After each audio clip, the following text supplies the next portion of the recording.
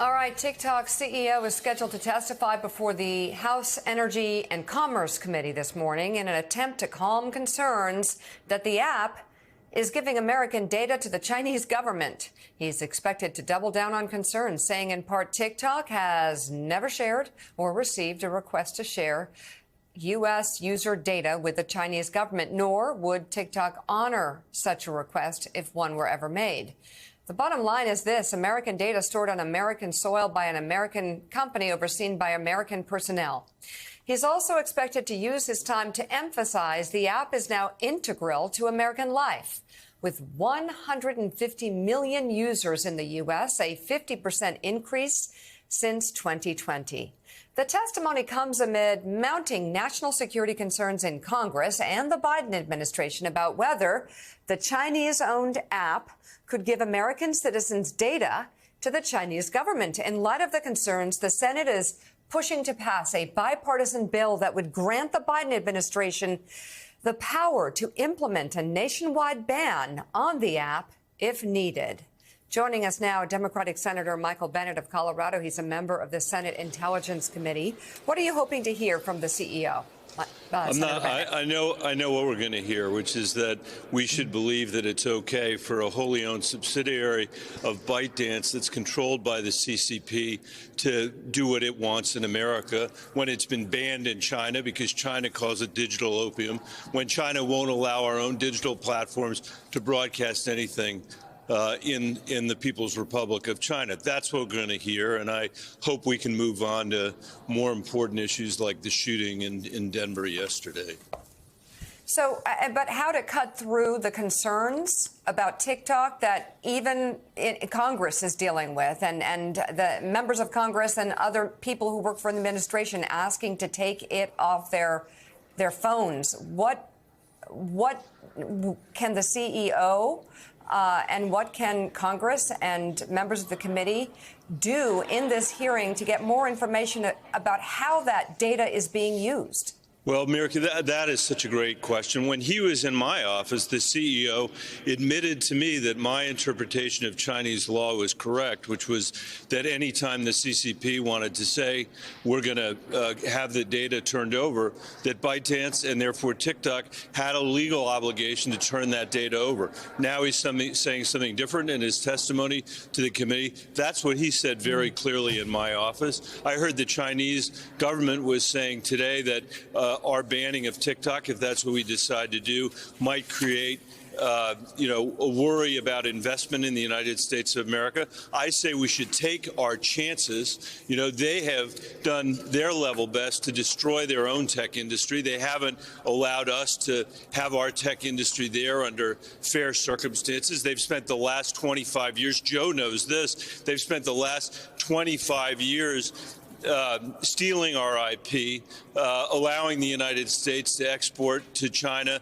our most valuable technology. They've built their space program, among other things, out of that for the privilege of our sucking out the lowest cost consumer products that we can buy at the dollar store and Walmart, and now hypnotizing us with TikTok, which the average American spends 3 weeks a year on. I think we can do better than that as a nation. I think we can do better than that as a country, and the sooner we ban this, the better.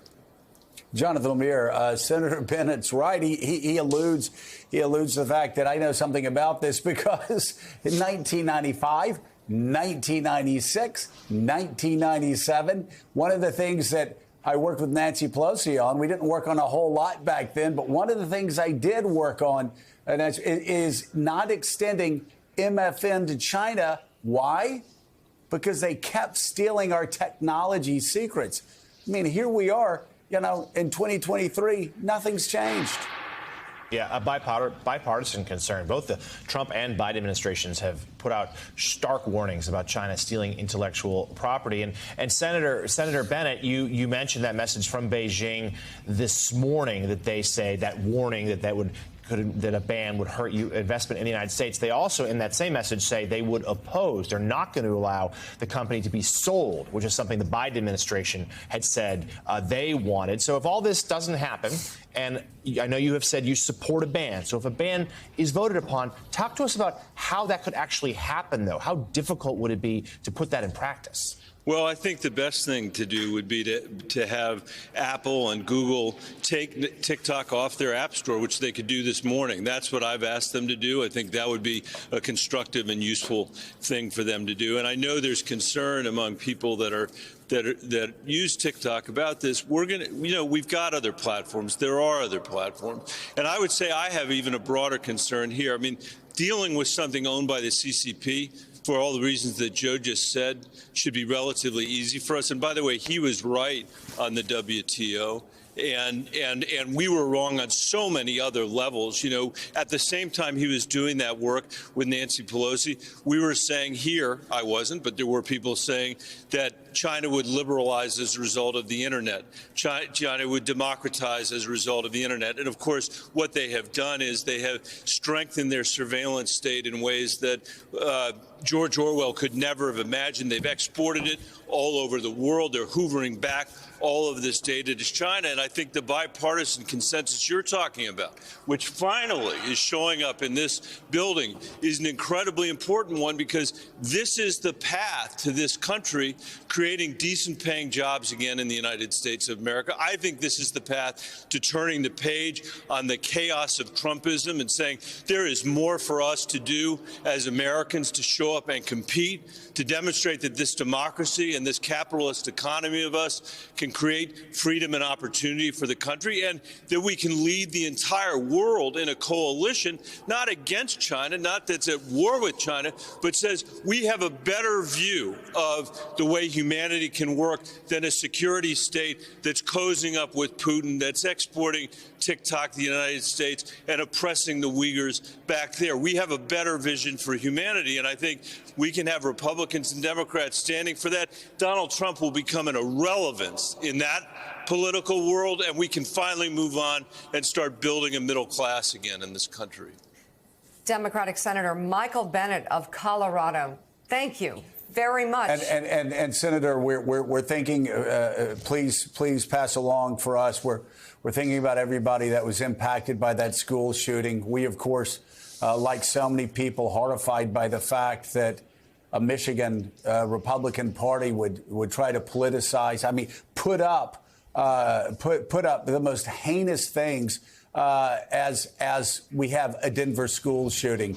So our thoughts and prayers are with the people there, and also with you and others who are trying to get reasonable gun safety legislation passed.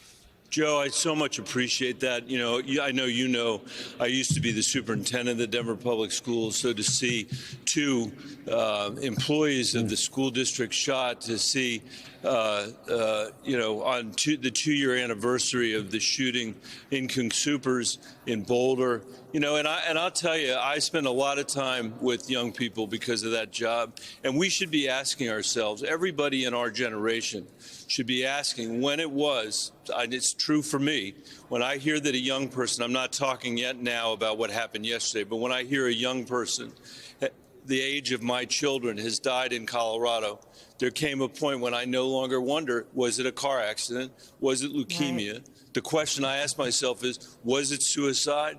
Was it fentanyl? Was it guns? And that is not the country that our kids should be raised in. One of these kids said in the paper today in Denver, this is not what high school should be like.